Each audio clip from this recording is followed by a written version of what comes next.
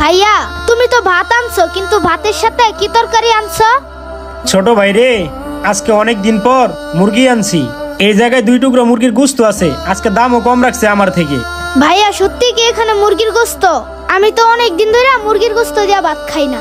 ভাইয়া প্রতিদিন আলু ভর্তা আর ভাজি দিয়া ভাত খেতে আমার আর ভালো লাগে না। ভাইয়া আজকে মুরগির গোশত দিয়া না পেটটা ভরা ভাত খাম। ভাইয়া আজকে মুরগির গোশতর বড় টুকরাটা আমারে দিবা। আচ্ছা ভাই ঠিক আছে, বড় মাংসের টুকরাটাই তোরে দিমু, তুই এটা দিয়া পেট ভরা ভাত খাবি। ভাইয়া তাড়াতাড়ি দাও, সবাই কাজ করতেছে, অনেক কাজ বাকি আছে। আচ্ছা ভাই, এই নে বড় গোস্তটা তোরেই দিলাম, আমি কিন্তু তোরে বড় গোস্তর টুকরাটাই দিছি। আচ্ছা ভাইয়া। তাহলে খা। ভাইয়া তুমিও তাড়াতাড়ি খায়া নাও, আবার কাজ করতে হইব। আচ্ছা ভাই ঠিক আছে, খা। কি দুর্গন্ধ, রাস্তা দিয়ে মানুষ হাঁটে কিভাবে? আরে ওইখানে দিয়ে 2টা ভাই ময়লার সাইডে বসে খাবার খাইতেছে, ওদের কাছে যাই দেখি। এত ভালো ভালো জায়গা থুইয়া ময়লার সাইডে বসে ভাত খাইতেছে। কি ব্যাপার ভাই, আপনারা এত ভালো ভালো জায়গা থুইয়া ময়লার ভিতরে বসে ভাত খাইতেছেন? কি বলতাছেন স্যার? এই যে আমরা এখানে ময়লার কাজ করি, আর সবসময় আমরা ময়লার ভিতরেই থাকি, আর এই ময়লার ভিতরেই আমাদের সবসময় কাজ করতে হয়। আর আমাদের এই ময়লার শরীর লইয়া, দুর্গন্ধর শরীর লইয়া কোথায় যায় ভাত খামু? আরে ভাই, এই জায়গায় যে দুর্গন্ধ, আপনারা বাসায় যায় খান, না হলে কোনো হোটেলে বসে ভাত খান। কি বলেন স্যার? আমরা বাসায় যা খাবো, হোটেলে যা খাবো? আমাদের তো কোনো বাড়ি ঘর নাই, আমরা এই ময়লার ভিতরেই খাই। স্যার আমরা সারাদিন মানুষের বাড়ি থেকে ময়লা নিয়ে আসি, আর রাত্রে গিয়ে রেল স্টেশনে ঘুমাই। স্যার আমরা সারাদিন ময়লার কাজ করি, আর দেখতে তো পারতেছেন ময়লার কত দুর্গন্ধ, আর দেখতে তো পারতেছেন আমাদের শরীরে কত দুর্গন্ধ। আর এই ময়লা শরীর নিয়ে যদি আমরা হোটেলে খাইতে যাই, হোটেলের ভিতরে থাকা লোকগুলো আমাদের সাথে দুর্ব্যবহার করে, আর তারা আমাদেরকে রাস্তার কুকুর বিড়াল মনে করে। স্যার এখন বুঝতে পারছেন সারাদিন আমরা ময়লার ভিতরে থাকি, ময়লার কাজ করি এই জন্যই। হ্যাঁ স্যার, আমার ছোট ভাই ঠিকই বলছে। আর এই সমাজের মানুষগুলো আমাদেরকে মানুষ মনে করে না। আপনার কি মনে হয় এই সমাজের মানুষগুলো আমাদের মানুষ মনে করে? স্যার এই জন্যই আমরা 2 ভাই মিলে কাজের ফাঁকে এই জায়গায় বসে প্রতিদিন ভাত খাই। স্যার আমরা চাই না আমাদের কারণে কারো কোনো সমস্যা হোক। তারপরেও ভাই আমার মনে হইতেছে কি এই জায়গায় বসে খাওয়া ঠিক হইতেছে না, এখানে অনেক দুর্গন্ধ, আর এই দুর্গন্ধের ভিতরে আমি নিজে থাকতে পারতেছি না। তোমরা এখানে থাকো কিভাবে আর ভাতেই খাও কিভাবে?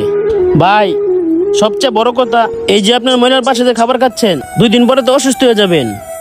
আপনারা যদি অসুস্থ হয়ে পড়েন তাহলে আপনাদেরকে চিকিৎসা করাবে কে? স্যার আমাদের আর চিকিৎসা? আমরা তো এই দুনিয়ায় জন্ম নিয়ে বড় ভুল করছি, আর এই সমাজের মানুষগুলো আমাদের মানুষ মনে করে না। স্যার আমরা কারো বাসায় যদি ময়লার বিল আনতে যাই না, তারা মনে করে তাদের থেকে আমরা বেশি টাকা চাই। আসলে তারা তো বুঝে না আমরা কতটা কষ্ট করি তাদের জন্য, আর আমাদের কষ্টগুলো তাদের চোখেও পড়ে না, তাদের মায়াও লাগে না। স্যার জানেন কালকে কি হয়েছিল? আমি এক বাসায় গেছিলাম ময়লার বিল আনতে, ভুল করে আমি ওই রুমে গেছিলাম, দেখে বাড়িওয়ালা আমাকে ঘাড় ধাক্কা দিয়ে রুম থেকে বের করে দিছে। স্যার আমরা ময়লা পরিষ্কার করি দেখে কি আমরা মানুষ না? স্যার একটা কথা বলেন তো, আমরা যদি আপনাদের বাসা বাড়িতে গিয়ে ময়লা না নিয়ে আসতাম, তাহলে তো আপনাদের বাসা বাড়ি ময়লা দিয়ে নোংরা হয়ে যেত, আর ওই নোংরা গন্ধে কি আপনারা বাসায় থাকতে পারতেন? স্যার এই সমাজের মানুষগুলো না এসব বুঝে না। এই সমাজের মানুষগুলো বুঝে কি আমাদেরকে অল্প কিছু টাকা দেয় আর আমাদের সাথে খারাপ ব্যবহার করে। স্যার আপনিই বলেন তো, আমরা কি এই সমাজে জন্ম নিয়ে ভুল করছি, নাকি আমাদের এটাই অপরাধ আমরা ময়লাটা নিই? ঠিকই বলছো ছোট ভাই, আসলে আমাদের সমাজের মানুষগুলো এগুলি বুঝতেই চায় না। ভাই আপনারা যদি আমাদের বাসা বাড়ি ময়লা না টানতেন, তাহলে ময়লা দিয়ে আমাদের পুরা মহল্লা ভরে যেত। আর কিছু মানুষ মনে করে কিছু টাকার জন্য আপনাদেরকে একেবারে কিনে নিয়েছে, আর আপনাদের যদি একটু ভুল পায় আপনাদের সাথে কতই না খারাপ ব্যবহার করে। তারা হয়তো জানে না এটা করা আপনাদের সাথে মোটেও ঠিক না। ভাই আপনারা তো কাজ করে খান, চুরি করে দর খান না, আর কাজ কখনো কারোর জন্য ছোট হয় না। আর আপনারা আমাদের ভালোর জন্যই তো ময়লা পরিষ্কার করতেছেন, আর আপনারা যদি এগুলি কাজ না করতেন তাহলে আমরা নোংরা অবস্থায় থাকতাম, যে অবস্থায় আপনারা এখন আছেন। যেই কারণে আপনারা ভালো একটা জায়গায় বসে খাইতে পারতেছেন না, ভালো একটা জায়গায় যাইতে পারতেছেন না, আপনারা ঠিক মতন এক জায়গায় খাইতে পারেন না, বইতে পারেন না, ঘুমাইতে পারেন না। আসলে ভাই আমাদের সমাজের মানুষগুলি কি আর বলবো তাদের বিষয়ে? কি বলবো ভাই, আপনার মতো করে এই সমাজের মানুষগুলো আমাদের দেখতো, তাহলে আর আমাদের এই অবহেলায় থাকতে হতো না। আমরাও ভালো পরিবেশে যেয়ে থাকতে পারতাম, ভালো পরিবেশে গিয়ে খাইতে পারতাম, ভালো পরিবেশে যেয়ে ঘুমাইতেও পারতাম। স্যার আপনার মতো তো আর সবাই না। এই সমাজের যে মানুষগুলোর কাছে টাকা আছে তারা তো আমাদেরকে মানুষই মনে করে না, তারা তো আমাদেরকে কোনো মূল্যায়নই করে না। স্যার এই সমাজের মানুষগুলো না বড়ই নিষ্ঠুর। তারা শুধু তাদের কথাই ভাবে, আমাদের কথা কখনো ভাবে না। মানুষ তো থাকতো দূরের কথা, তারা আমাদেরকে কুকুর বিড়ালও মনে করে না। স্যার, আমরা তো তাদের জন্যই কাজ করি, তারা যেন পরিষ্কার পরিচ্ছন্নতা থাকতে পারে। যাই হোক স্যার, আমাদের কথা বাদ দেন। আপনি এই ময়লার ভিতরে থাকলে অসুস্থ হয়ে যাবেন। আপনি এখান থেকে তাড়াতাড়ি চলে যান।